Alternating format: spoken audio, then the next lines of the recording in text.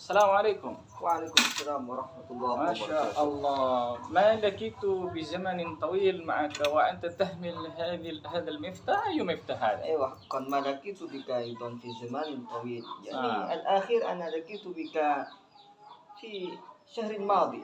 نعم، أي مفتاح هذا؟ هذا مفتاح جوالتي هذا. أنت تهم أن تركب الجوال يعني؟ أيوة، أما أنا عند السفر أنا ركبت الجوال أيضا إذا مرارا إلى المدرسة أو إلى المدرسة وكذلك إلى السوق وإلى غيره. أنت في أي مكان تفضل يعني. أن تركب بجوال يعني؟ ماذا؟ أنت تركب بالجوال إذن في أي شيء أيوة، في أي مكان ركبت الجوال. وكيف أركب السيارة مع عندي السيارة يا أخي؟ هل جوال هذا مهمة جدا في حياتكم؟ أيوة، أما جوال هذه مهمة جدا في حياتي.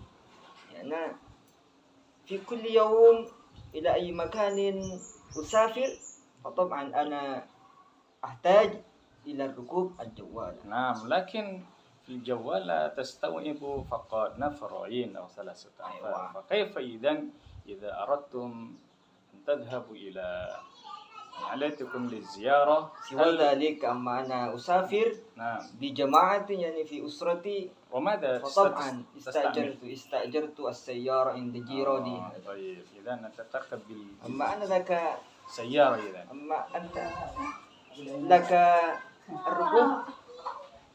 نعم، سبق لي أركب بالسيارة، ولكن إذا كان المكان بعيد، مثلا تريد السفر في جاكرتا أو في بوغور، فماذا تركب إذن؟ بالسيارة أو بالحافلة أو بالقطار؟ أما أنا عادة عندما أسافر إلى مكان بعيد أنا أركب الحافلة، يعني من موقف السيارة في مدينة باميكاسان، يعني في بانغليكور. لماذا لا تفضل بالقطار؟